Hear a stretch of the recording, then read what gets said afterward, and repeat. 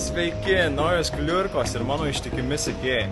Jeigu jau išklydai į mano kanalą, leis man papasakoti, kokias nuotykių marmalynės čia matysi ir iš kokio fokuso aš išrinktas. Nuo pat mažų dienų ieškojau nuotykių savo vietiniam rajone ir klausinėjau keisčiausių klausimų. Niekas nepasikeitė. Žiūri aplink, stebiesi viskuo ir tu pasaulį regi atvirkščiai. Ilga istorija trumpai. Prieš 2 mėnesius kartu su Dominyka susikruojam savo gyvenimus į 40 litrų ir išlėkėm į pietryčių Aziją. Jau apkeliavom Šiaurės Tailando ir Vietnamo kampelius, o Kambodžai atidarius duris į vidų nusprendžiau pasikviesti ir jus. Kaip surimavau. Tai pasigarsink savo šilelį ir naujausią iPhone'ą. Jeigu nori man padėti, nebūk suvalkietis ir paspaus tą like mygtuką. O dabar lekiam į Kambodžą. Beje, komentuokit, čirškinkit mane komentaruose, prižadu atsakyti į kiekvieną konstruktyvų komentarą. Labas rytas iš Kambodžos.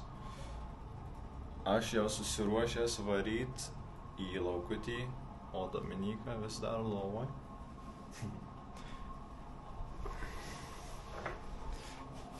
Laukia turim tokį vaizdą. Hidden Gems. Tai kur mes iš viso esam? Esam Phnom Penh mieste, Kambodžos sostiniai. Turim apie 2,5 milijonų žmonių, beveik kaip Lietuvoj, vienam mieste. Tai kadangi tik vakar vakare atvykom į Kambodžą, neturim nei vietinės valiutos, nei SIM kortelės. Žodžiu, turim tik tai viešbutuką išsinuomavę. Tai reikia pasirūpinti keliais dalykais, o pakeliui gal pamatysim pirmus Kambodžos ypatumus, kaip tuktukai.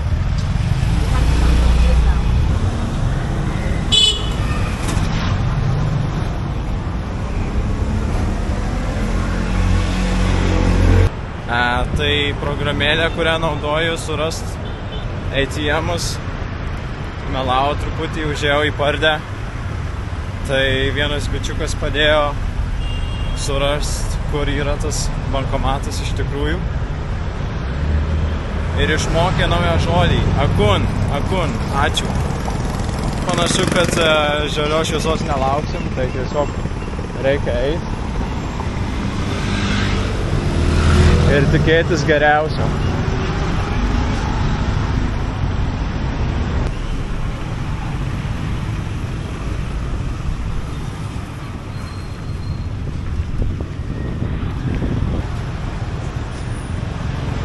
Jau radau kelis bankomatus, bet būtent to, kurio ieškau, čia nėra. Mes ieškom Maybank. Kadangi čardžina mažiausią procentą pinigų, apie 1%, o nemokamų bankomatų čia nėra. O čia Maxima veikia. Jau paėmus ne tik visą Lietuvos rinką, bet ir į Kambodžą atsikraustė. Kuri parduotuvė jums labiausiai patinka? Maxima iki Norfa. Arimi. Man asmeniškai iki visai nieko. Kažkaip mečina energija mano. Gal kam nors dar Aibė patinka. Nežinau, ar jau išgirdot iš akcento, bet mes esam suvalkiečiai. Ir žinant lietuvių natūrą ir ypač suvalkiečių, užbėgsim jums už akių ir sudėsim visur kainas, ką perkam. Ar ką užsisakom, ar ką išsinuomojam, žodžiu. Seksim pinigų progresą, o šiaip stengiamės įtilpti į $20 per dieną, galima sakyti 20 eurų per dieną žmogui. Kas nėra labai smulkus biudžetas Kambodžoj. mūsų standartais. Kaip vesi čia. Man patinka, kai muzikėlė groja, tipo tokia motyvuojanti, kad taip, tu gali išsitraukti tuos pinigus. Yes, do it, do it. 500 pinigų.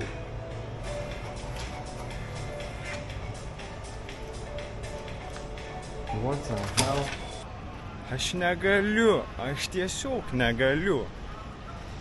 Nepriėmė kortelės, nes vizą tik priėmė mano Mastercard. Tai teks eiti dar į vieną, į kitą bankomatą.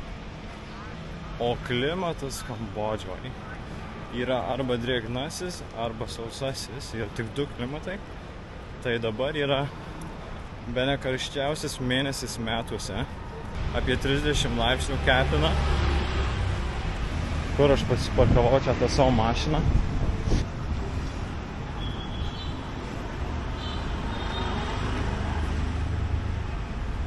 Važiuoju savo su tokia tarp tuktukų. Šiaip bijau net per arti prieit. Nenusipelnau. Negaliu patikėti, kad pavyko pagaliau.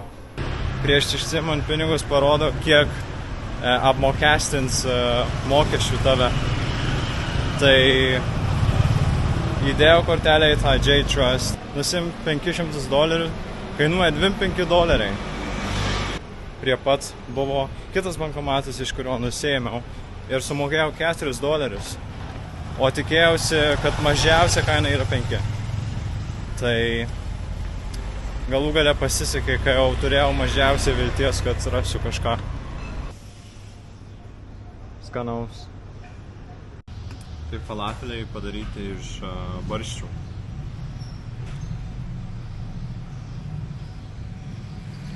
Žiauriai skanu.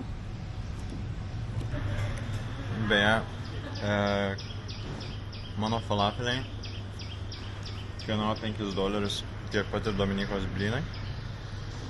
Ir už nakvynę čia po $11. Kiekvienam. Mano pirmas pasivaikščiojimas Kambodžoje šiandien. Nežinau, žmogus kur važiuoja.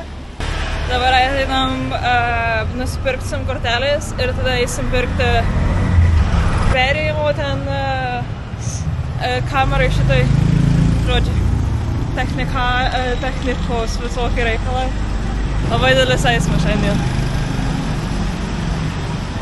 Kai paskau, kad didelis eismas, tada nebėra eismo. Visai ne taip Kambodžą įsivaizdavau. Daug aukštų pastatų, labai daug statybos, daug mašinų naujų. Aš įsivaizdavau, kad bus visai kitaip, dar kol kas tai labai atrodo prabangiai.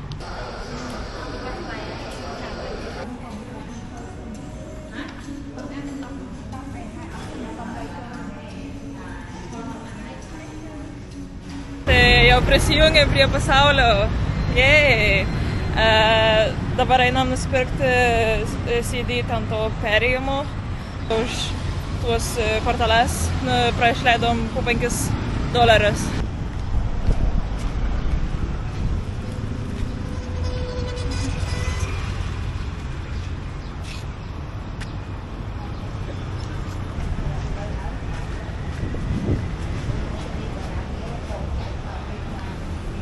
Dar vienas pirkinys, $10.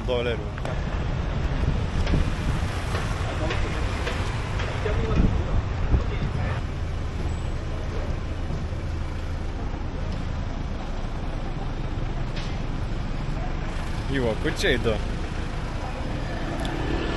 Ką pamatai?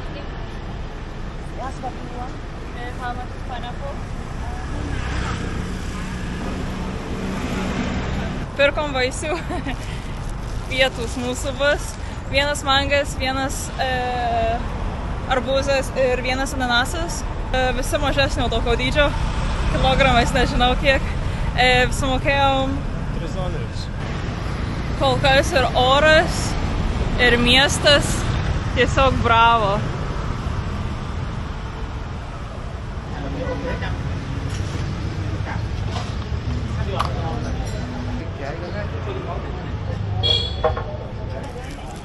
Mangą sukirtom pirmą, ananasų dar liko, arbūzą Dominikas vien valgė ir užsisakėm mačą, mūsų mėgstamiausių gėrimų. Kiek sumokėjom? $5. Jo, $7.5. Skanu? Ne pati geriausia, kuria geras, bet skaniau. Labai pieniška. Jo, labai pienas jaučia. Panašu, kad policininkų pamėgta vieta. 10 pareigūnų sėdėsi. Tai aišku, SD skaitytuvas netinka. Tai teks sėsti į tuktuką ir varyti nusipirkti kitą SD skaitytuvą. Ta grąžinsim.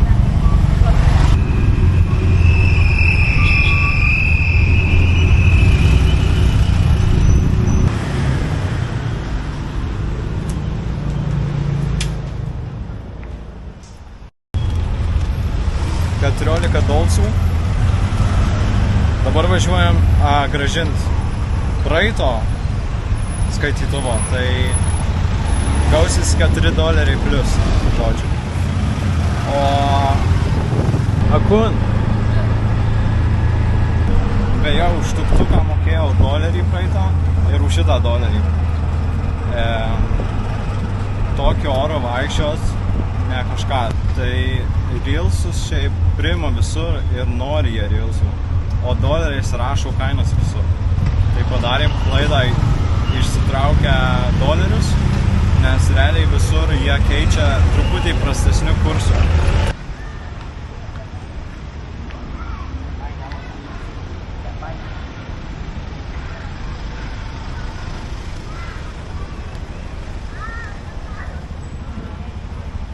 Grąžinau tą nesąmonę, kuri neveikė. Pasivaikščiodami grįšim namo. Šiaip mes naudojam Grab programėlę užsisakyti tuktukus, tačiau jie čardžina 20% commission. Tai reiškia, kad Grab pasima 20% nuo vairuotojo už savo servisą. Tai bandysim tiesiog susirasti tuktukus ir susitart kainą.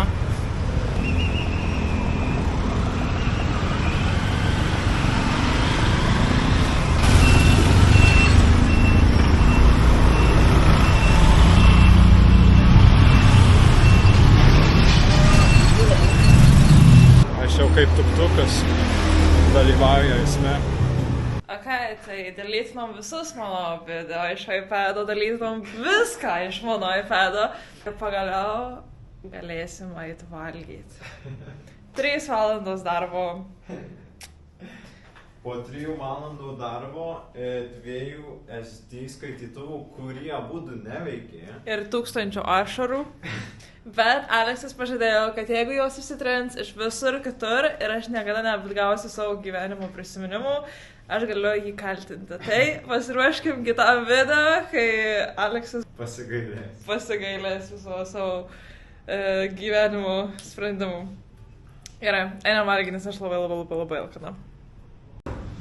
O kodėl mums taip užtruko spręsti šitą problemą yra dėl to, kad mes neturim kompiuterio pasiėmę ar netgi jokių prietaisų, kad padaryt kokybišką video. Tai reikia naudotis tuo, ką turim, Dominikos iPad'ą, kurį jinai pasiėmė tik savo hobiams užsiimt. Dar taip nematė, kad kai išsirenki maistą, gali paskambyti varpeliu.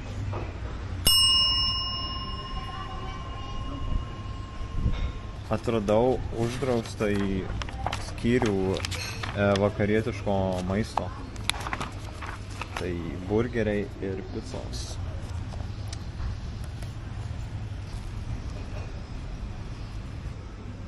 Veganiškas vištienos burgeris su bulvytėm. $5 į mano sąskaitą ir iškritusi vištiena, o Dominika pasiėmė margaritą. Aš kai visada pabaiginėjau Dominikos maistą ir picą beje su anakardžio riešutų sūriu.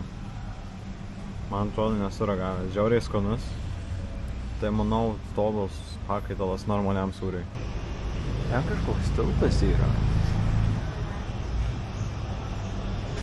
Žodžiu, tai baigėsi mūsų pirma diena Phnom Penhe.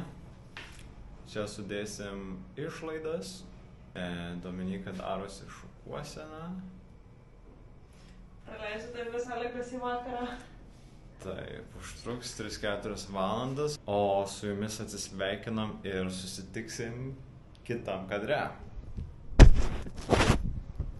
Labas rytas, antra diena Phnom Penhe. Dominika vis dar darosi šukuoseną nuo vakaro, tai visą naktį darėsi.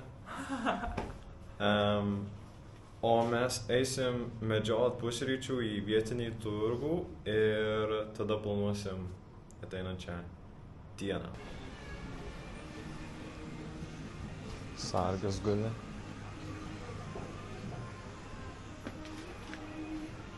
Mažiau.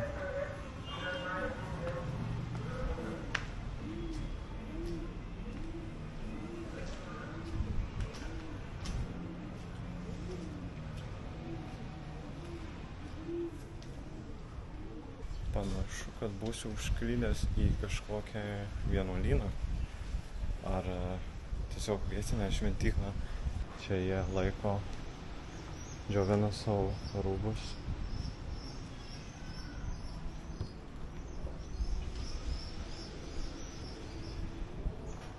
Wow, nesitikėjau, kad pamatysim tokį vidury niekur. Tai galbūt per daug nesiveršim į jų erdvę ir einam toliau.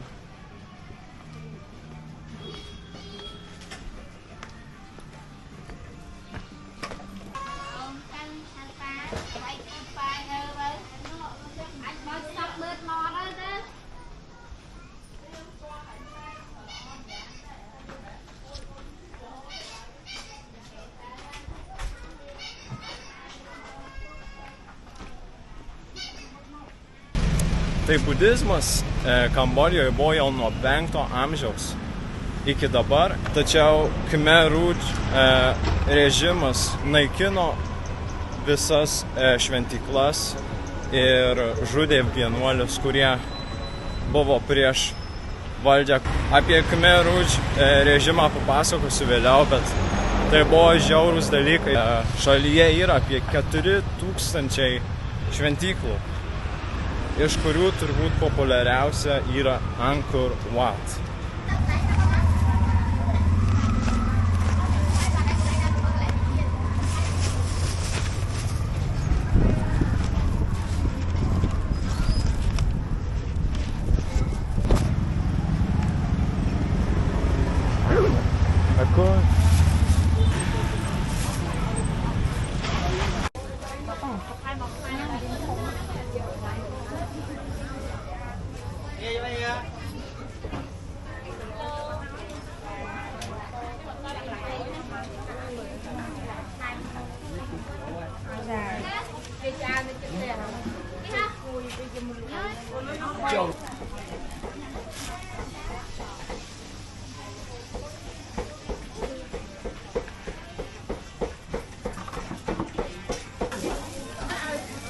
Pavyko susiderinti vegetarišką maistuką.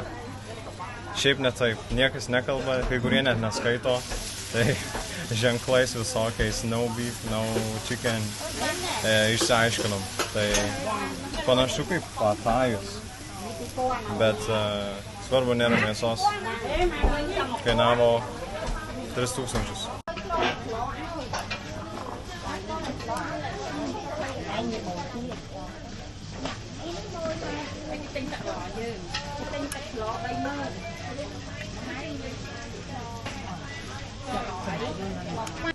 Labai skaniai pavalgiau.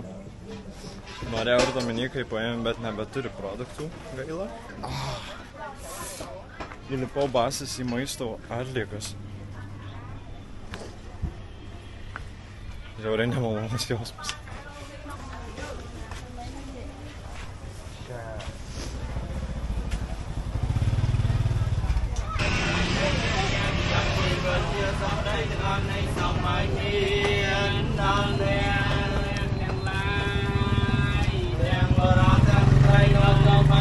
Tai žmonės susimoka truputį pinigų ir jiems atlieka maldą. Panašiai kaip bažnyčioje renka maldą. Tai čia ir kažkas tokio, aš įsivaizduoju.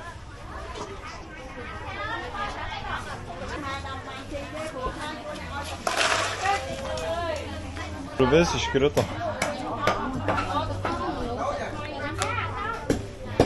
Šamukas.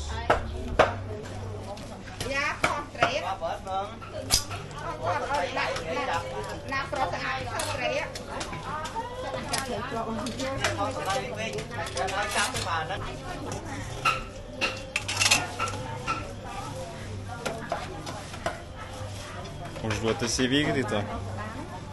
Bet aš jau jo nevalgyčiau. Šiaip noriu rasti dar panašių makaronų Dominikai. Bet čia būna ne vietinių, turi žinot konkrečias vietas, nes aš jau pasiklydau 3 kartų.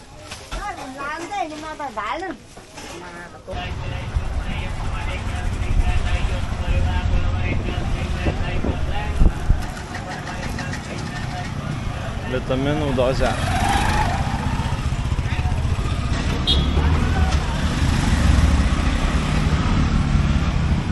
Ratais, kvadratais, tarp tuktukų. Pažiūrėkit, kokią tvorą sudėję, kad vaikai iš pamokų nebėgtų.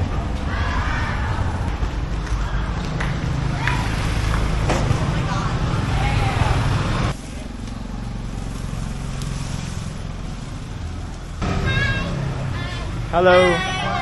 Hi. Tai kiaušiniai, kuriuos pirkau, pasirodo yra žali.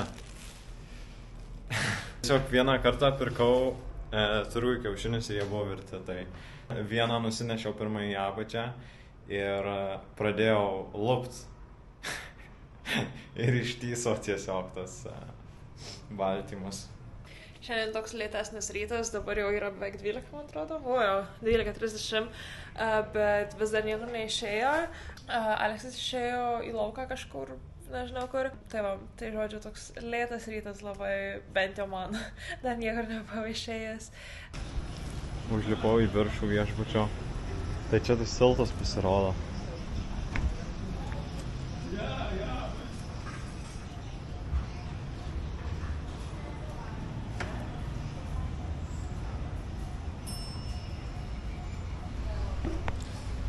Nusileidom pietų. Aš, Domutė ir Džonis. Mažiausias bananas pasaulyje. Ką išsirinkai? Nespės. Na ir būk tokia paslaptinga. O mes pavalgysim ir varysim į genocido muziejų. Pagirkit Dominiko šukuoseną. Užtruko tik pusę dienos. Labai gražiai.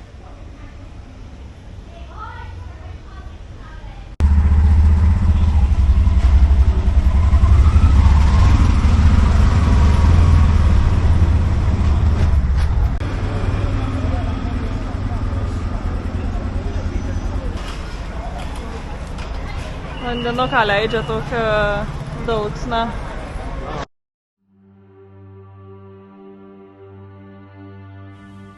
Įžengus į muziejų buvo sunku patikėti, kad ši vieta kadaise buvo mokykla. Tačiau nuo 1976 iki 1979 čia veikė S21, Raudonųjų Khmerų tardymo ir kankinimų centras. Per 3 metus čia buvo įkalinta apie 20 000 žmonių, o iš jų išgyveno vos 12. Įsivaizduok pasaulį, kuriame miestai neegzistuoja, mokslas ir istorija yra pavojingi, o net neatsargus žodis gali kainuoti gyvybę. Toks buvo Raudonųjų Khmerų valdomas košmaras. Jie tikėjo, kad gali sukurti tobulą visuomenę, kurioje visi lygūs, be turto, be asmeninės tapatybės, be praeities. Tam jie sunaikino viską, kas netitiko jų vizijos. mokytojus, gydytojus, menininkus, net vaikus. Žmonės buvo verčiami dirbti iki išsekimo, badauti, kęsti kankinimus, o įtarimas dėl nelojalumo reiškia neišvengiamą mirtį. Jie troško utopijos, bet pastatė tik masinį kapą.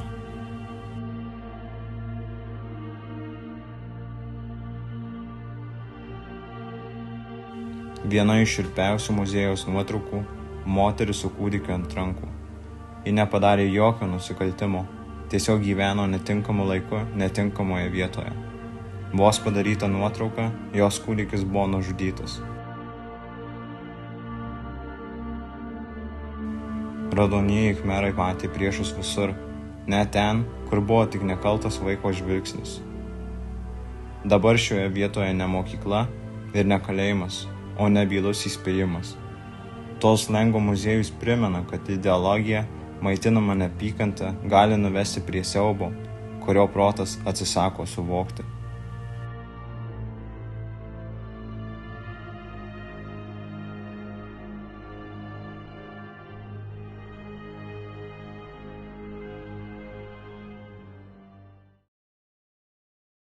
Vėzo vaikštom po muziejų. Dežavų iš karto.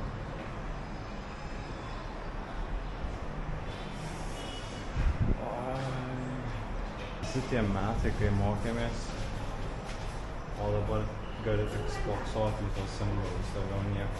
Na ką, pabuvom jau muziejui, daug minčių po muziejaus. Dabar einam žiūrėti skuterio ateities siurprizams. Imam litrą. Ir pas žalią mygtuką. Smirda kažkuo. Au, dieve. Kai šovė. Nepripylai viso. Nebėra.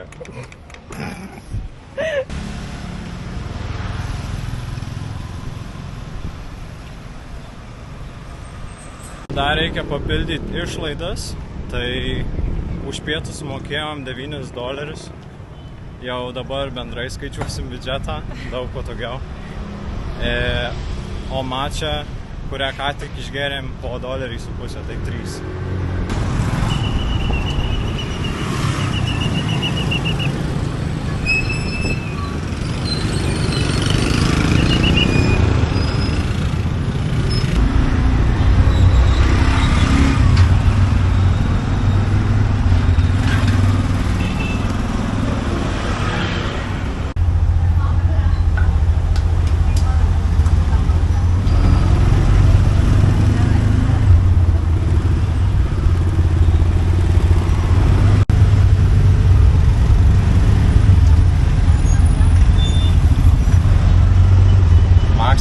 Veža į aukščiausią Panompeno šventyklą.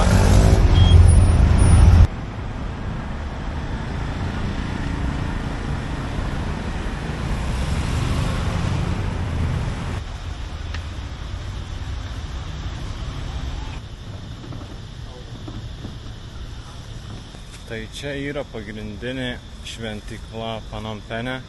Ji net ir vadinasi Wat Phnom, simbolizuojanti būtent sostinę ir Panompeną ir taip pat budizmą.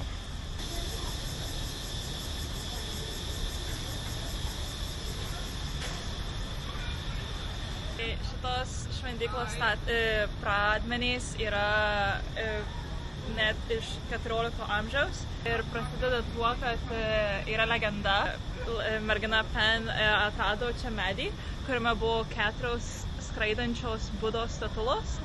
Nusprendė pastatyti mažą šventyklėlę, kuri vėliau pasidarė tokio pastato. Ką apie šitą šiukšlę gali pasakyti? Šitą šiukšlė yra žalia su geltonu užrašu ir joje yra daug šiukšlių. O šiaip tai žiauriai daug svirplių. Ta prasme, nežinau ar girdisi, bet pilni medžiai.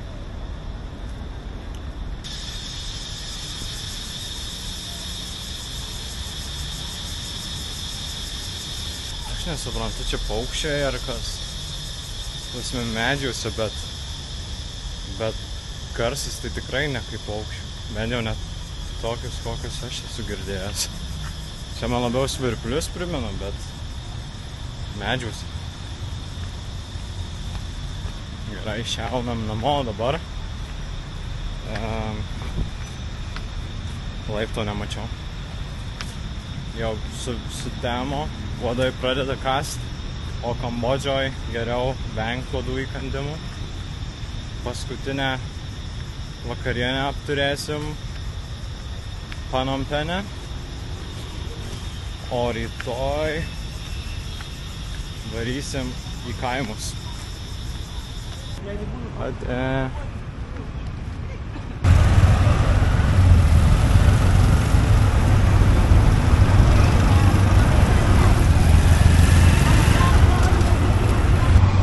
Europe, right? Yeah, Lithuania.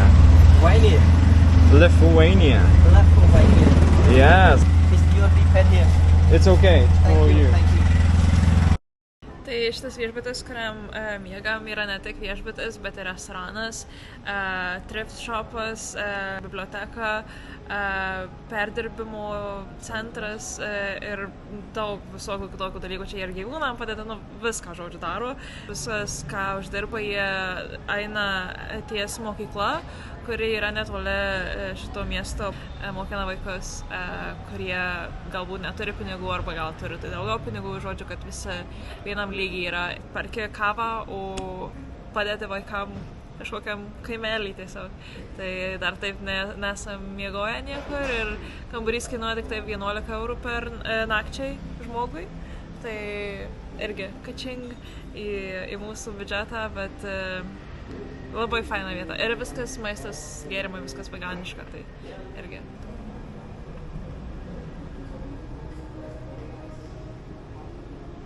Paboliukas tiesiog ratais bėgioja. Jis gal galvoja, kad Formula 1 dabar yra. Skanaus mums, skanaus jums, jeigu valgot. Vis dar bėgioja.